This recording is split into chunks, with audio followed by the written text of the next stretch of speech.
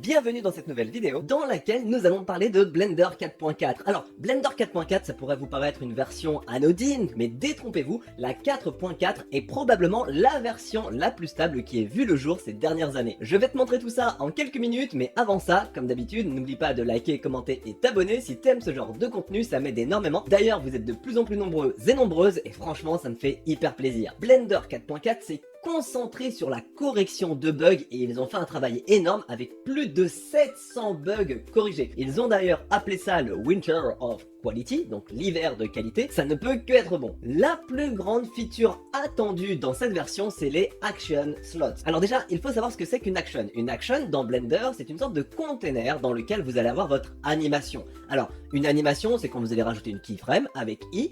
Ce que va faire Blender dans les coulisses, c'est vous créer une action dans laquelle sera stocké votre keyframe. En gros, le problème avec ça, c'est que si on prend un objet, par exemple une caméra, et que l'on essaye de la faire bouger pour ensuite la faire zoomer, on va avoir deux actions de créer pour une seule et même animation. Ça va nous générer beaucoup d'actions pour pas grand chose, et c'est là que les slots interviennent. Vous allez être en mesure de créer une action, et dans cette action, vous allez avoir différentes animations qui vont concerner le même objet, voire même plusieurs objets différents. Ça va vraiment totalement changer la vie de ceux qui utilisent régulièrement Blender pour l'animation, et ça franchement, un gros GG à eux, c'était quelque chose de très attendu. Et vous allez voir que d'une manière générale, Blender tente de se professionnaliser de plus en plus, et ça c'est vraiment appréciable. Au niveau du vidéo sequencer, donc de l'outil d'édition vidéo qui est intégré dans Blender, parce que oui, avec Blender, on peut faire du montage vidéo, ils ont également amélioré pas mal de choses au niveau de la manipulation du texte. Je vais pas mentir, moi-même je l'utilise très peu, mais apparemment le texte n'était pas très facile à manipuler sur Blender et ils ont maintenant changé ça. Regardez, en quelques clics on va pouvoir changer le texte, le repositionner, bref des choses qui semblaient assez normales à vrai dire. Et si vous vous demandez si on peut vraiment faire du montage pro, eh bien dites-vous que les Open Movie de Blender sont faits avec ce logiciel, donc oui. Au niveau des extensions, eh bien écoutez, Blender nous informe qu'il y a à présent plus de 500 extensions entièrement gratuites sur leur plateforme. Je sais pas si vous vous rendez compte, mais c'est quand même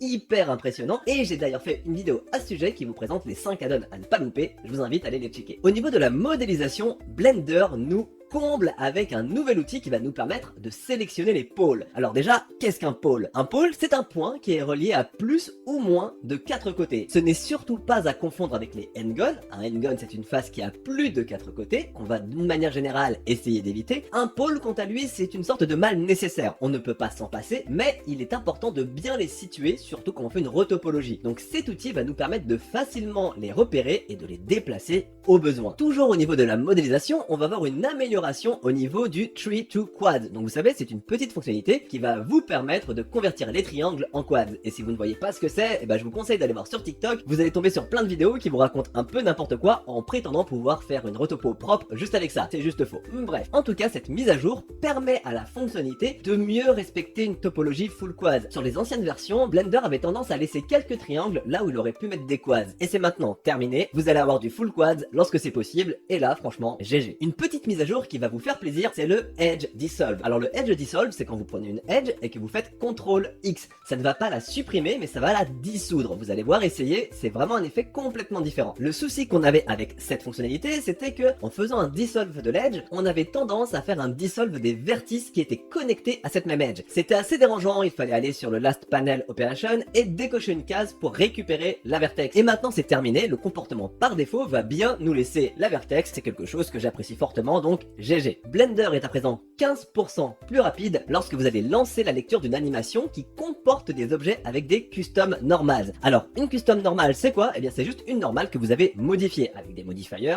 ou sans. Quand vous modifiez des normales, gardez en tête que Blender doit faire des calculs supplémentaires. Même si c'est transparent pour vous, votre scène s'alourdit. Et maintenant, c'est plus rapide, on peut que en être satisfait. D'ailleurs, savais-tu que tu peux tester les performances de ta machine avec Blender? C'est quelque chose que peu de personnes savent, mais concrètement, tu vas pouvoir voir grâce à ce test gratuit et fourni par Blender si ta machine est taillée ou non pour le logiciel. C'est un test idéal à faire si tu viens d'acquérir ta machine ou au contraire si tu te demandes si tu dois en changer. C'est juste un petit programme à exécuter sur ton PC, Blender fait quelques tests, il te donne un score et il va ensuite le partager de manière anonyme sur sa plateforme. Je te mets toutes les infos dans la description. Au niveau de la user interface, Blender a également changé 2-3 petites choses qui devraient vous sauter aux yeux si vous passez beaucoup de temps sur le logiciel comme moi. Là, vous allez avoir la fenêtre de Blender qui va prendre la couleur du thème de votre votre OS. C'est un petit truc en plus, mais honnêtement, je trouve que ça lui donne un air beaucoup plus pro et j'apprécie énormément. Petite amélioration également au niveau des nodes. À présent, les champs input de vos nodes qui n'ont pas d'impact sur la sortie des nodes vont être grisés. Ça va notamment vous aider dans deux cas. Le premier, ça va être de détecter les champs input qui ne servent à rien. Effectivement, s'ils sont grisés, ça veut dire que c'est peut-être juste un oubli, vous pouvez les retirer. Et le deuxième cas, ça va vous aider à identifier un problème dans votre système de nodes,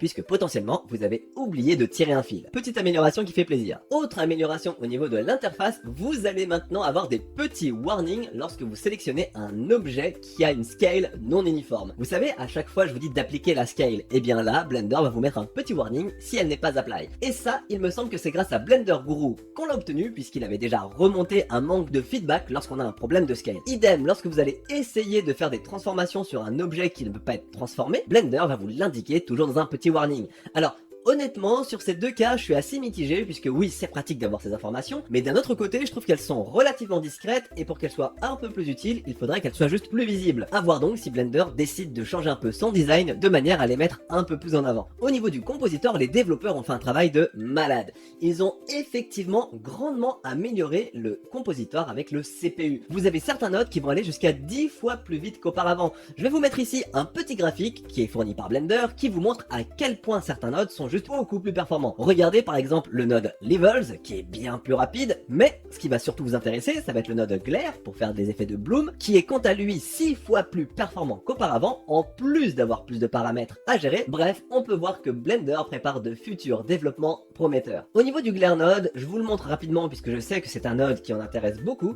Vous allez avoir donc plus de paramètres avec lesquels jouer, mais surtout vous avez à présent la possibilité de les connecter à d'autres nodes pour avoir des effets sublimes tels que vous pourriez avoir sur le shader editor ou avec les geometry nodes. Et d'ailleurs, je suis impatient de voir ce que vous serez capable de créer avec. Et la dernière mise à jour que je considère comme hyper importante, mais les devs de Blender évitent de trop en parler pour le moment car c'est encore expérimental, c'est l'arrivée de Vulkan. Vulkan va remplacer OpenGL. Alors déjà, qu'est-ce qu'OpenGL et qu'est-ce que Vulkan tout simplement? Eh bien, vous pouvez voir ça comme du code qui permet de communiquer avec votre carte graphique. C'est ce qui permet à Blender de vous afficher le cube, un triangle, une sphère, etc. etc. Vous comprenez les objets 3D. OpenGL, c'est une API qui est très répandue et qui est assez performante. Vulkan est quant à lui bien plus performant, mais le contre-coup, c'est qu'il est bien plus complexe à utiliser. C'est pour ça que Blender y va progressivement. Mais si vous regardez les premiers tests qu'ils ont pu effectuer, vous pouvez voir une différence drastique avec ce qu'ils avaient avec OpenGL. Regardez les graphiques, c'est juste incroyable. On peut voir que sur un démarrage à froid, OpenGL a mis 1 minute 47 à s'ouvrir, là où Vulkan a mis 30 secondes. Et pareil sur les démarrages à chaud, OpenGL aura mis 6 secondes, là où Vulkan aura mis 3 secondes. Donc là on peut voir quand même des résultats hyper encourageants, je suis vraiment impatient de voir ce que ça pourrait donner, et ça va surtout servir aux environment artistes qui ont des scènes très grosses, très larges à ouvrir et qui peuvent attendre plusieurs minutes pour avoir leur projet disponible. Là, ça va être beaucoup plus rapide et donc améliorer vos workflows, vos pipelines, bref, vous m'avez compris. Bon et bien écoutez, c'est tout pour cette vidéo, j'ai essayé d'aller assez vite, je ne vous ai présenté que les principales nouveautés et les principaux changements puisqu'il y a beaucoup de petites choses. Je vous invite à cliquer sur la release notes que j'ai mis dans la description et en attendant la prochaine vidéo, je vous dis portez-vous bien et à bientôt. Ciao.